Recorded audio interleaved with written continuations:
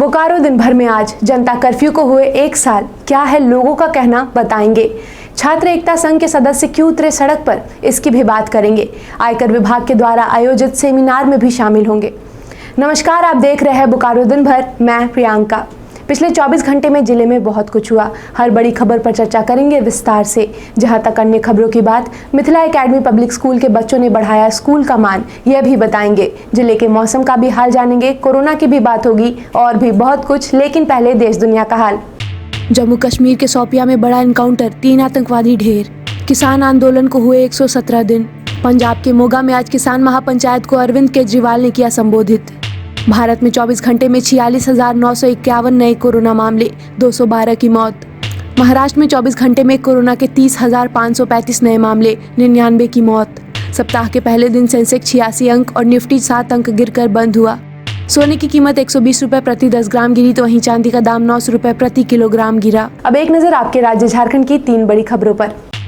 पूरे राज्य में आज से अपनी सुरक्षा अपने हाथ अभियान की हुई शुरुआत। सीएम हेमंत सोरेन ने हरी झंडी दिखाकर झारखंड विधानसभा परिसर से रथ को किया रवाना। नक्सलियों के खिलाफ देशद्रोह का मुकदमा चलाने के लिए गिरिडीह के डीसी द्वारा मांगी गई अनुमति को राज्य सरकार ने दी मंजूरी।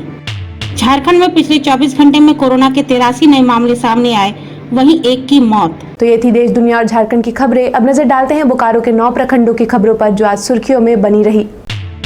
जब भारत में कोरोना वायरस का पहला केस सामने आया था, तब किसी को पता नहीं था कि ये बीमारी कैसी है और कब तक खत्म होगी। कोरोना तब नया था और किसी को इसके असर का पता नहीं था। ऐसे में जब पीएम मोदी ने 22 मार्च 2020 को जनता कर्फ्यू की अपील की थी और इसी दिन शाम को 5:05 पर लोगों ने अपने घरों की बालकनी पर खड़े होकर ताली और थाली बजाकर देश में कोरोना वॉरियर्स को सैल्यूट किया था। जनता कर्फ्यू को 1 साल पूरे हो चुके हैं, लेकिन आज भी स्थिति सुधरी नहीं है। आज की स्थिति को जानने के लिए हमारे संवाददाता ने लोगों से बातचीत की।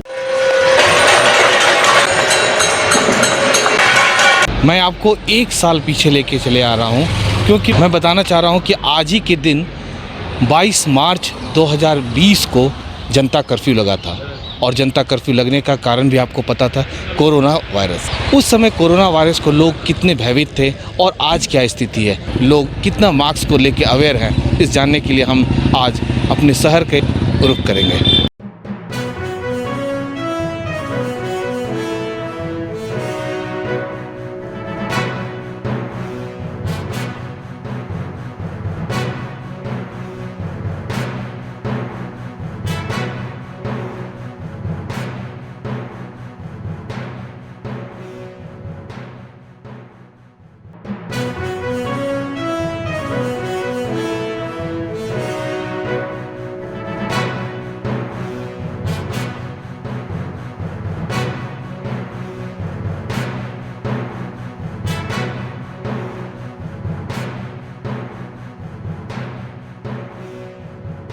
आज ही के दिन 1 साल पहले जनता कर्फ्यू लगा था।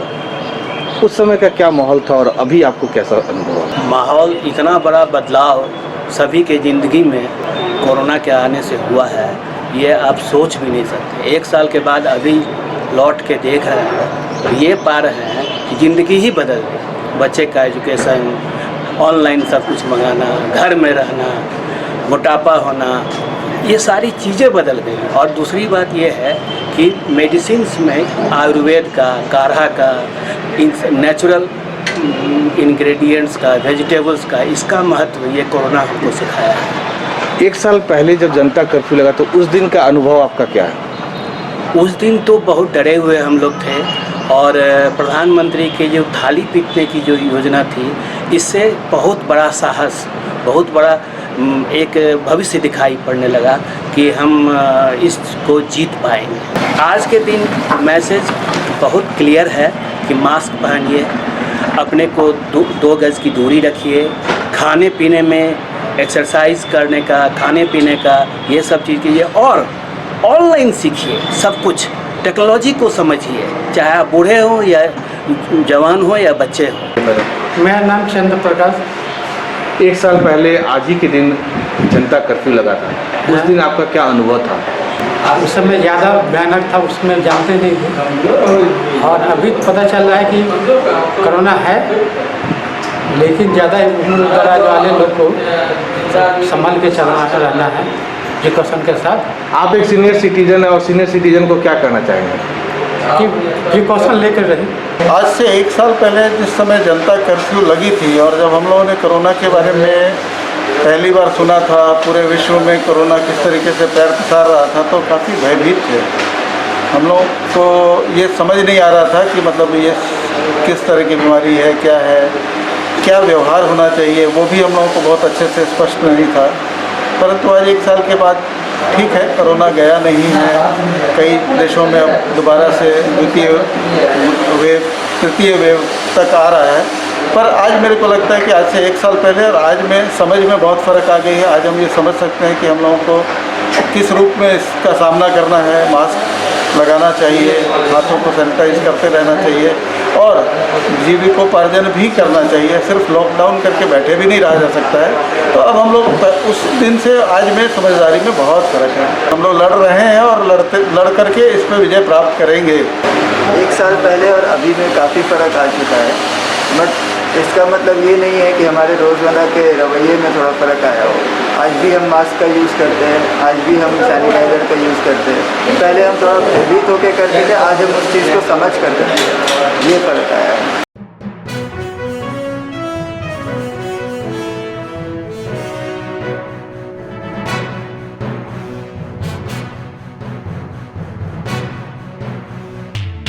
बीते शनिवार बोकारो मॉल में हुई घटना के विरोध में छात्र एकता संघ ने रविवार को बोकारो मॉल के पास प्रदर्शन किया।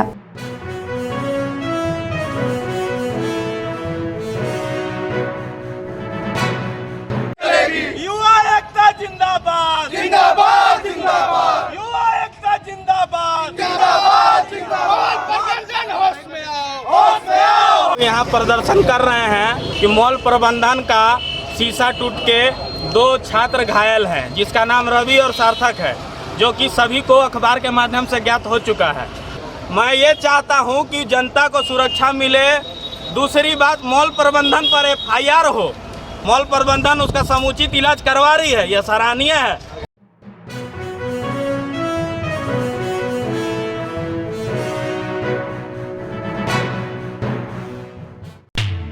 बोकारो आयकर विभाग TDS वार्ड ने TDS TCS के नए प्रावधानों पर आज सेक्टर 4 रोटरी क्लब में सेमिनार का आयोजन किया। इस सेमिनार में TDS के नए प्रावधानों के अलावा टैक्स कटौती न करने और जमा नहीं कराने पर पेनल्टी और अभियोजन के प्रावधानों पर विस्तार से चर्चा की गई। जो TDS के जो भी प्रोविजंस हैं और जो भी प्रावधान है, तो हम लोग ये चाहते हैं कि एक इनके पास आके इनको इन सब जो भी इनके डाउट्स हैं, अभी आपने देखा ही होगा जो भी डाउट, तो उन सब वो पूछें और क्लियर करें। मेन क्या है कि TDS में जो भी प्रोविजंस हैं वो तो आपको कंप्लाई करना ही है, और अगर कंप्लाई ना करें तो जो भी है आपको पेनल्टी है, प्रोसिक्यूशन है। These are very stringent provisions. तो हम चाहते हैं लोग इनसे बचें, इनको ये स्थिति ना आ पाए, तो हमारा वही पर्पस रहा है। हम लोगों का ये इस तरह के सेमिनार इनकम टैक्स डिपार्टमेंट को हमेशा कराते रहना चाहिए।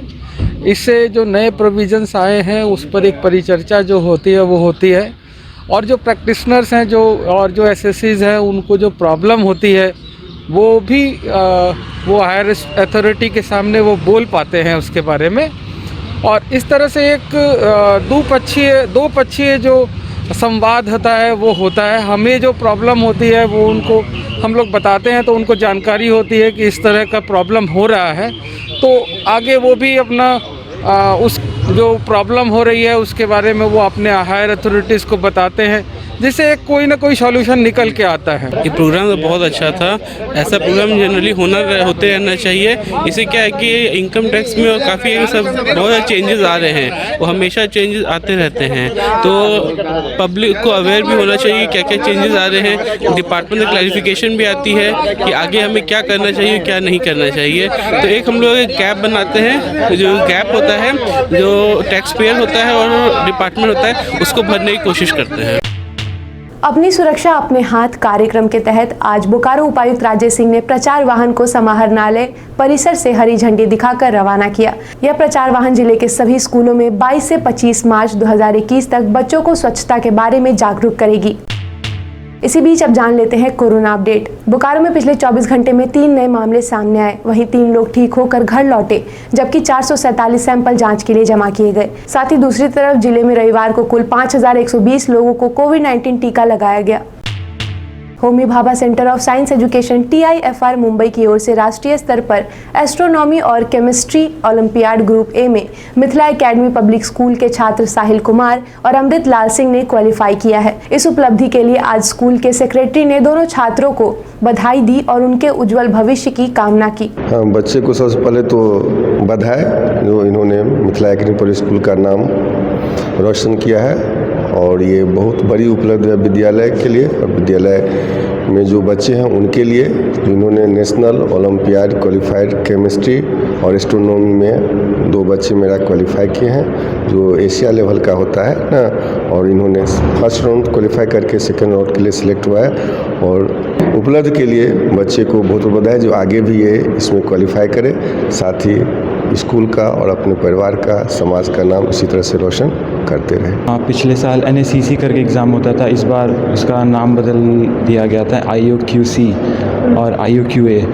तो ऐसे तो पता था इस एग्ज़ाम के बारे में पहले से ही, तो क्लास 11 से ही इसके बारे में देखते रहते। 11-12 दोनों का प्रिपरेशन, दोनों का सिलेबस आता है, तो 11 से ही अच्छा कंसेप्ट बिल्डअप करना पड़ता है। तो क्योंकि थोड़े टफ क्वेश्चन आते हैं केमिस्ट्री और तो क्या किस तरह का घर में किस तरह का माहौल मिलता है इसको प्रिपरेशन के लिए? फैमिली किस तरह से मोटिवेट करते हैं? जो भी मोरल सपोर्ट चाहिए कोई भी एग्ज़ाम को क्रैक करने के लिए, वो फैमिली की तरफ से मिलता है। अच्छा सराउंडिंग होगा तो पढ़ाई अच्छा होगा, और जो भी मोटिवेशन चाहिए वो पापा मम्मी की तरफ से मिलते रहता है हमेशा। इसमें बेसिक नॉलेज तो चाहिए इस एग्ज़ाम के लिए, लेकिन उसका थोड़ा एप्लीकेशन पार्ट ज़्यादा चाहिए। जैसे केमिस्ट्री में बहुत ही, जैसे जो हम लोग के 12th के कोर्स से थोड़ा ऊपर लेवल का क्वेश्चन आता है, तो उसके लिए प्रैक्टिस करना पड़ेगा क्वेश्चन का। एस्ट्रोनॉमी ओलंपियाड बेसिकली मैथ्स और फिज़िक्स के स्किल को टेस्ट करता है, और इस ओलंपियाड में फुल्ली क्वालिफाई करने पे इंडिया को रिप्रेजेंट करते हैं कुछ 5 लोग, और वो इंटरनेशनली जाके बाकी कंट्रीज से कम्पीट करते हैं। फिर बाकी फिज़िक्स में अच्छी अंडरस्टैंडिंग चाहिए, और मैथ्स में सॉल्विंग स्किल्स चाहिए, और टाइम पे सॉल्व करना आना चाहिए। किस तरह का प्रिपरेशन था? प्रिपरेशन स्पेसिफिक नहीं था, पर नॉर्मल जो पढ़ाई करते थे उसी से क्वालिफाई हो गया। तब नेक्स्ट जनरेशन आने वाला है, तो उनको क्या टिप्स देना चाहेंगे? बेसिक से काम हो जाता है, बस एडवांस लेवल की प्रॉब्लम सॉल्विंग होनी चाहिए। मेमोरी बेस्ड है ही नहीं, काम ही नहीं है उसका। अंतर्राष्ट्रीय ऑनलाइन कला प्रदर्शन का आयोजन रविवार को इंडियन कंटेम्प्ररी आर्टिस्ट ग्रुप द्वारा किया गया।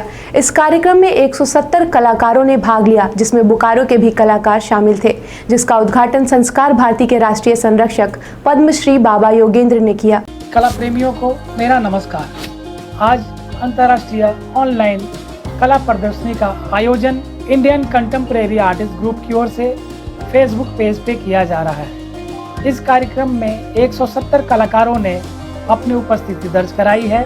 वहीं 17 देश के प्रसिद्ध चित्रकारों ने भी अपनी पेंटिंग हमें ऑनलाइन प्रक्रिया के माध्यम से प्रदर्शनी में शामिल होने के लिए भेजे हैं। इस कार्यक्रम का उद्घाटन पद्मश्री बाबा योगेंद्र जी, राष्ट्रीय ललित कला अकादमी के चेयरमैन और एक प्रसिद्ध मूर्तिकार डॉक्टर उत्तम पचाड़ने ने भी हमारे लिए प्रेरणादायक शब्दों से संदेश वीडियो प्रदान किया है। वहीं दूसरी ओर प्रोफेसर एस प्रणाम सिंह, जो बनारस हिंदू यूनिवर्सिटी के कला विभाग के HOD हैं, इंदिरा कला विश्वविद्यालय के विश्व प्रसिद्ध print maker professor V Nagdas अपने ड्राइंग और छापा चित्रों के लिए एक मिसाल है। उनसे भी हमें बहुत कुछ सीखने को मिलता है। बिस्को क्रिकेट टूर्नामेंट का आयोजन bank insurance sports and cultural organisation द्वारा रविवार को सेक्टर 4 क्रिकेट स्टेडियम में किया गया। इस टूर्नामेंट में कुल 6 टीमों ने भाग लिया, जिसमें फाइनल मुकाबला भारतीय स्टेट बैंक और बैंक ऑफ इंडिया के बीच खेला गया, जहां बैंक ऑफ इंडिया ने 7 विकेट से जीत हासिल कर बिस्को क्रिकेट टूर्नामेंट की ट्रॉफी अपने नाम की। Guinness book of world record बनाने और शहीद भगत सिंह, राजगुरु और सुखदेव जी के 90वें शहादत दिवस पर निफा के संवेदना अभियान के तहत बोकारो ब्लड डोनर्स एसोसिएशन और निफा ने मिलकर 23 मार्च को red cross blood bank Bokaro में रक्तदान शिविर का आयोजन करने जा रहा है।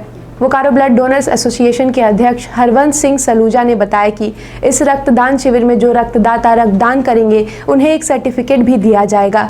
साथ ही उन्होंने सभी नगरवासियों से अपील करते हुए कहा कि इस रक्तदान शिविर में अपनी सहभागिता दर्ज कराकर Guinness book of world record में नाम दर्ज कराए।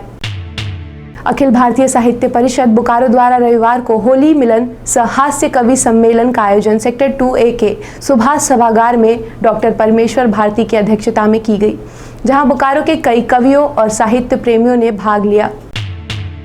20 से लेकर 27-28 तक की उम्र ऐसी होती है जब जिंदगी का सबसे बड़ा मकसद होता है रोजगार, यानी कि डिग्री लेने के बाद काम पर लग जाना। बहुत लोगों को नौकरी मिलती है और कईयों को नहीं। बहुत बार तो वैकेंसी होने के बाद भी उसकी जानकारी नहीं होने पर लोग इससे वंचित रह जाते हैं।